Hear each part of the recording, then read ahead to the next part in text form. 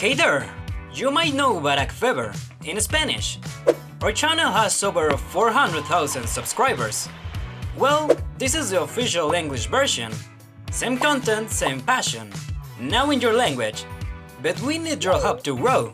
Hit that subscribe button and join us on this new journey. Now, let's get back to the video.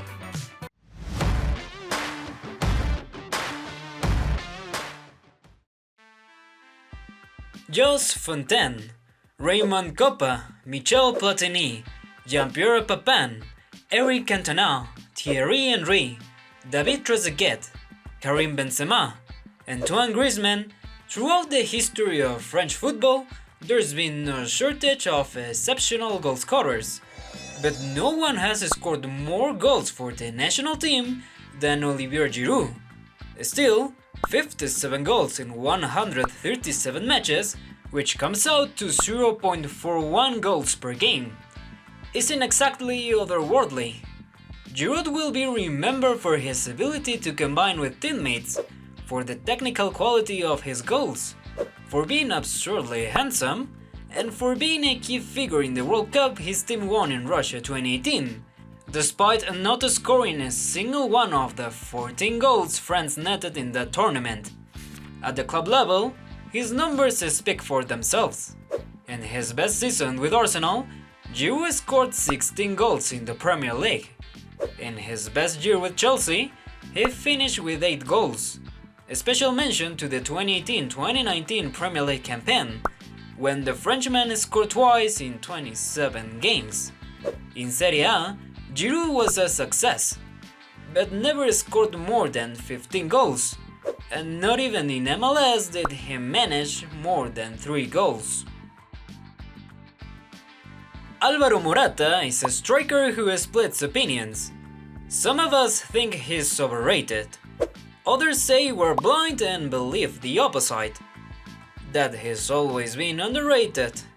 His technical quality, his contributions beyond stats, his work rate for the team, all of that is debatable. What isn't, what no one can seriously argue, is that Morata scores a lot of goals, because he doesn't. Look, he debuted in the 2012-2013 season with 2 goals. The following year he scored 8 in La Liga and Juventus picked him up.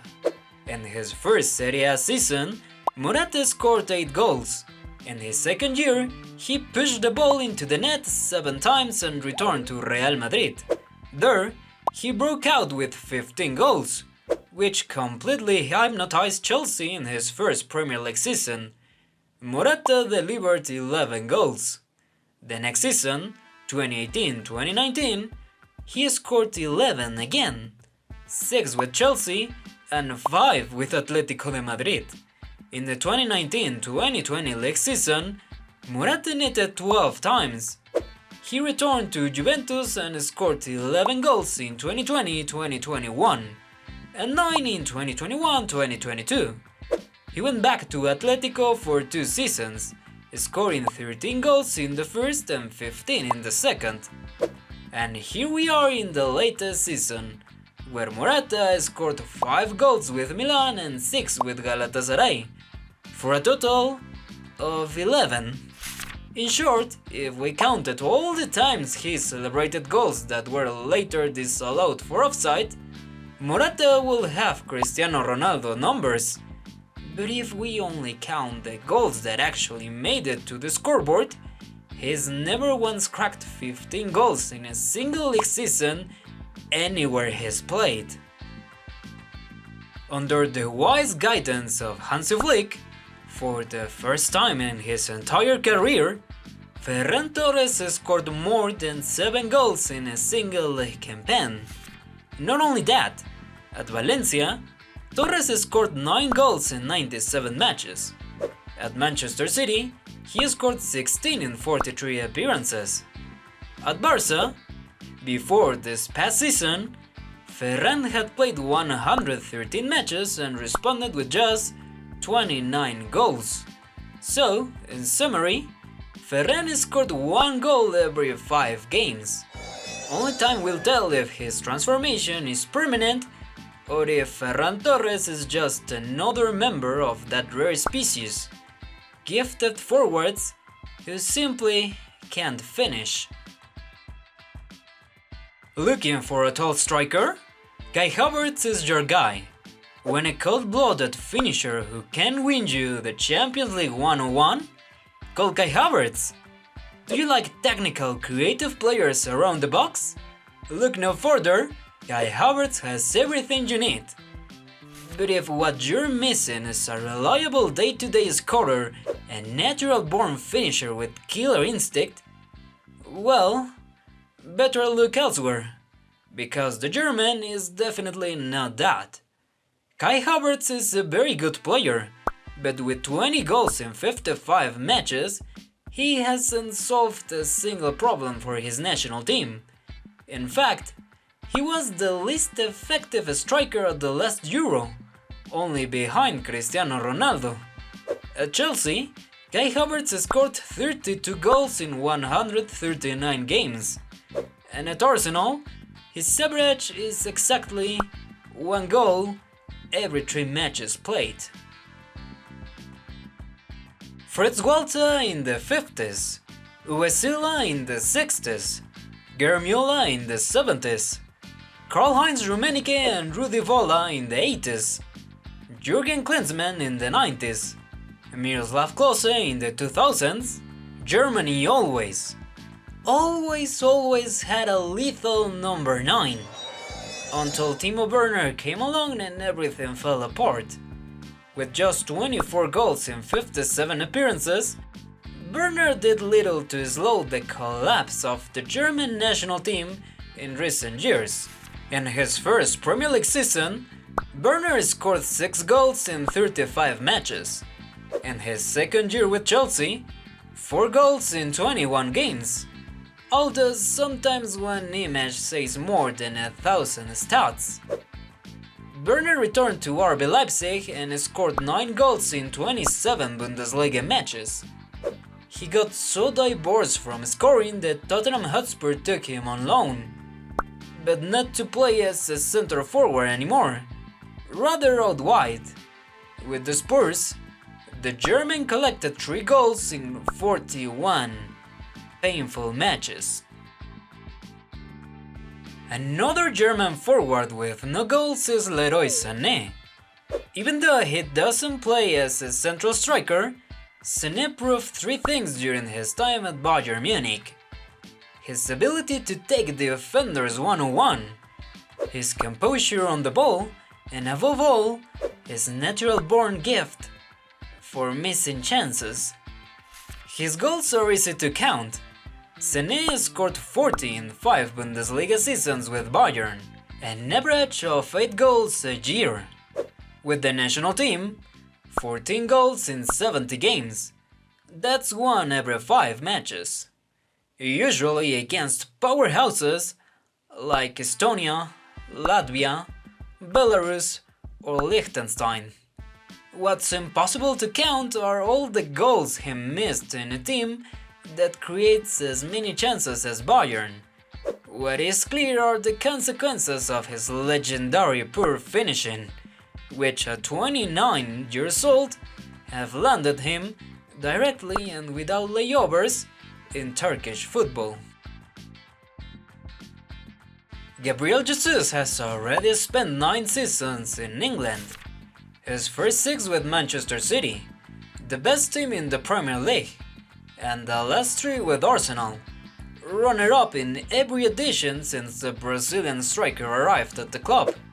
In all that time, Gabriel Jesus has played 229 Premier League matches and scored 76 goals. That's 0.3 goals per game.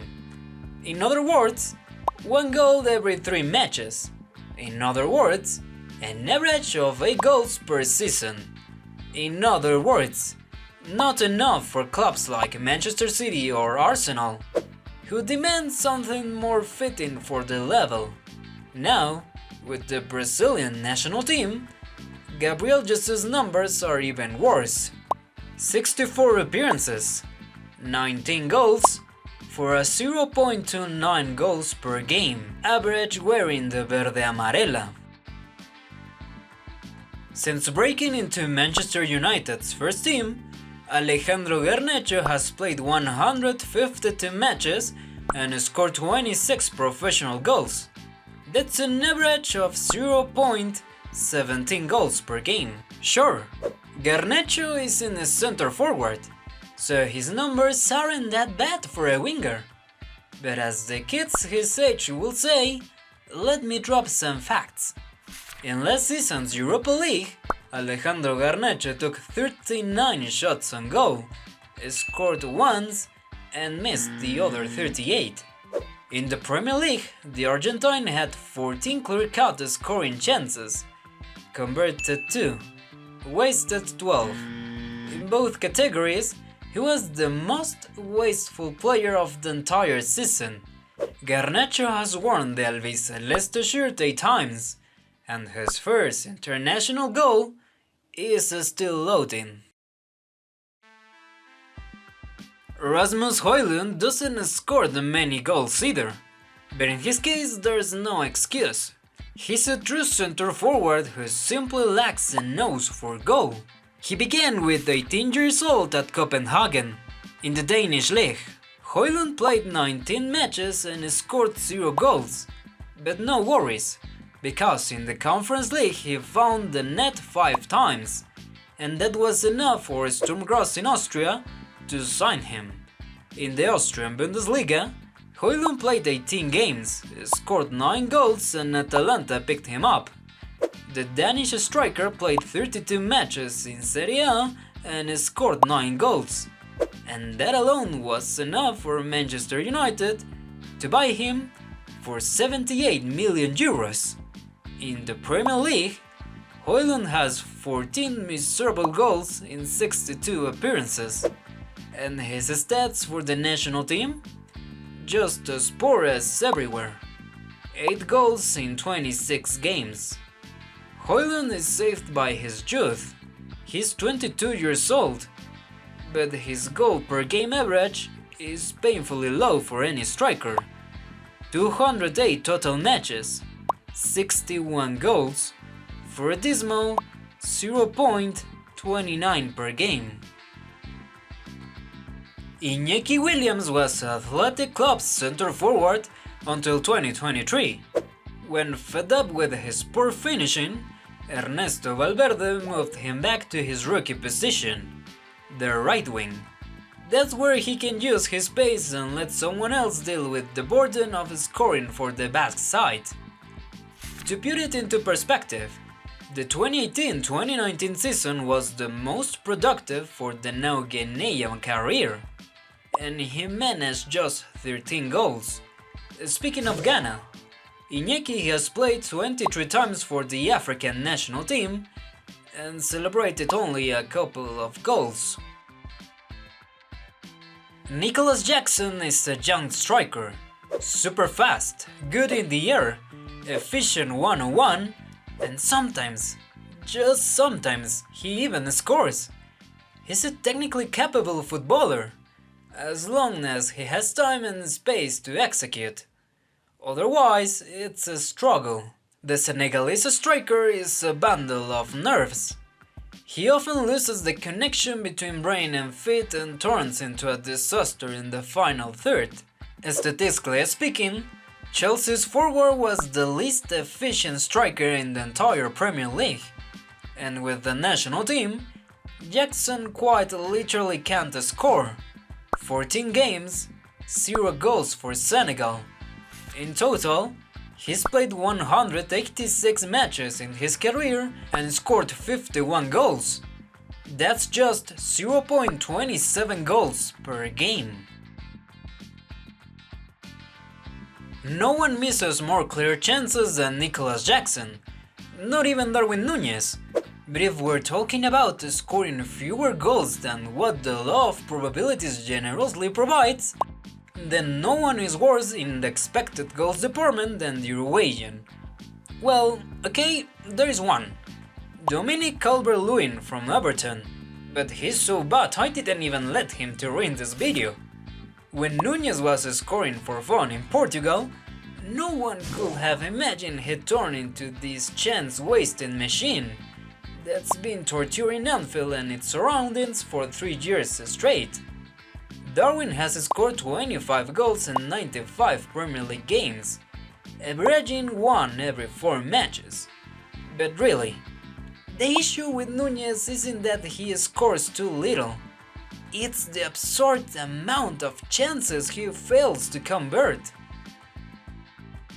Across his time in Belgium, England and Italy, Romelu Lukaku has scored 238 goals for all his clubs. Sounds like a lot, but it's really not. Spread out over 16 years as a professional, the Belgian averages just 15 goals per season. In fact, the only time Lukaku won a Golden Boot was during his debut year, way back in 2009, where he scored exactly 15 goals with Anderlecht. Now, where Lukaku truly shines is in international football, with 93 goals. Not only is he Belgium's all-time top scorer, but he's also the 5th highest scorer in the history of international football worldwide. But football is cruel, and Lukaku is destined to be remembered more for his unforgivable misses in crucial moments than for the many times he actually did his job right.